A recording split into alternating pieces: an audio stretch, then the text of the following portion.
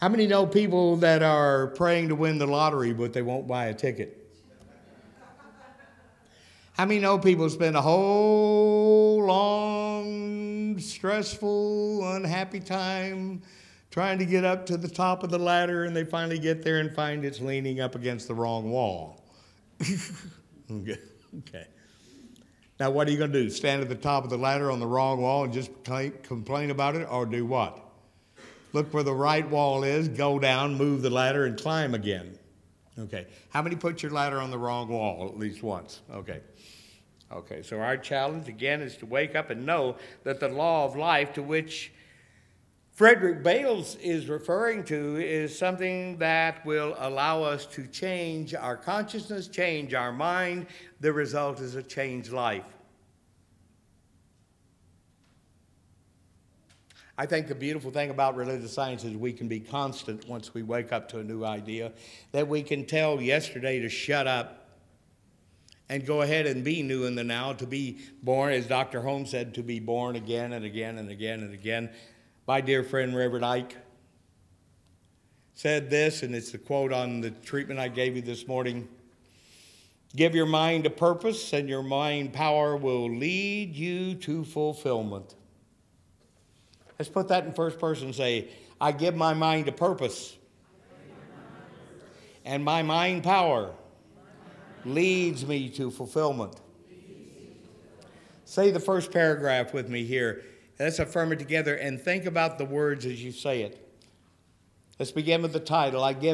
Say it with me. I give my mind a positive purpose. Now say it with me. I celebrate the intelligence of the one mind. In the continuous awareness of the infinite as me, I am now in touch with the power of my thought and restored in consciousness to a full experience of reality. I am one with God. I am one with God.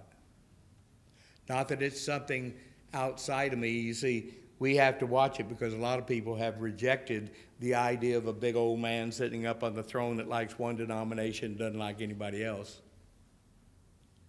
We're looking at God as a principle. I know when I first heard this, I did not like the concept of God that I was taught growing up. And when they said I'm one with God, I'd sit down and say, I don't know if I want to be one with that or not. And then I realized, as Dr. Holmes said, I daily thank God that the God most people believe in isn't.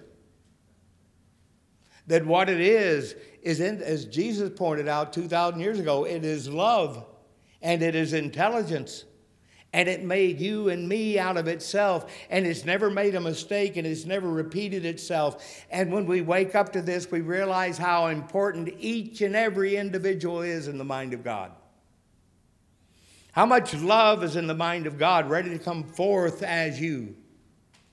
When Dr. Barker used to say, God loves the world by means of us, by means of you and me, that's how the world will change for the better. That's how love and action will evolve. Listen to the affirmation as it continues. My heart and mind rejoice at my new realization of divine life and its ongoingness in my world. Spirit in me as me knows and reflects its glory in my daily experience, and I use my energy to function in accordance with my inherent pattern of perfection. Life's goodness and purpose emerges as I awaken to the experience of myself as a mighty moving power of God.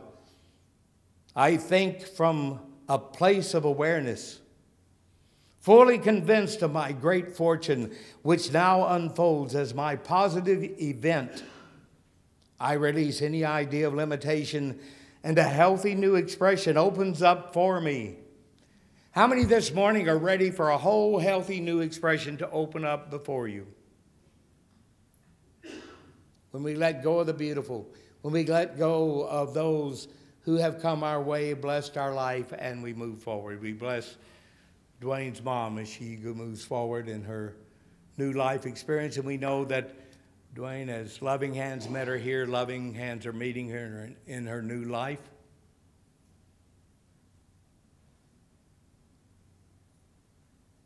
What a privilege it is for me to be your pastor for 37 years. What a privilege it is to have all of these dear, dear friends, my spiritual family, come my way, and what an honor it is to stand up and say goodbye to so many people I have loved over the years. I look at Vern, and we just said goodbye to Jack recently. I can't look out in this audience without seeing Jack, without seeing all of the dear people that have come our way. So many people came up and asked me about Phil Jones and others who have been here and not only touched the lives of people here, but touched the lives of religious scientists all over the world from this congregation. My challenge as a teacher is to, first of all, be a blessing to myself so I can be a blessing to you as I teach you and speak to you every Sunday that I'm here, and every class I teach, that all my ministers and all the ministers in this congregation who, as I don't know if you are aware or not, of it or not, do you know what kind of esteem the world holds in relationship to the ministers we have in this church?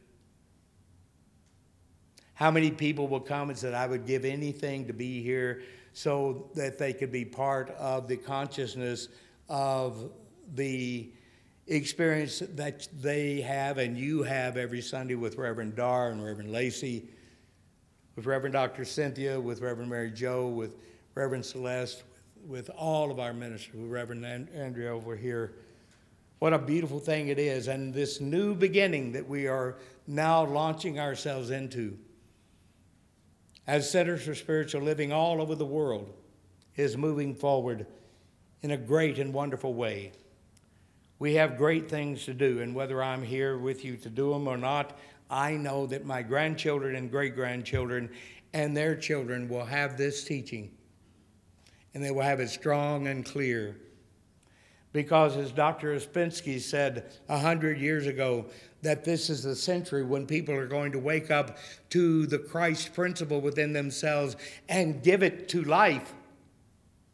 To be love in action, to be joy in action, to recognize that the power that we are in action is the religion that we practice. That there is something greater and greater and greater ready to come forth as we let it come forth. As human beings, we have egos, and what we need to do is learn how to bless them. Dr. Holmes said the ego is divine. The ego is not the problem, it's what we do with it. Because the positive use of ego says, I am greater than anything I've ever known before, and I know what I have discovered by way of observing and becoming one with the greatness that I am, lets me know that that same greatness is what you are, whether you know it or not. And I'm going to greet what I know you are, a mighty moving power. A mighty moving power of love, of joy, of intelligence. And it is my responsibility to do what? To wake the world up. To wake the world up. And I know all of my ministers have the same dedication, and all of my practitioners have the same dedication, and all of our laymen the same dedication. I want practicing, functioning religious scientists that don't just know about this, but they know as it knows. And as you do, you become a blessing in your home, your work, your play. And your body says yes. Your health says yes. Your pocketbook says yes. Your relationship says yes.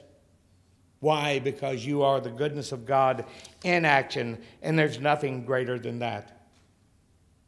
We call this the originating nature of truth in us as us.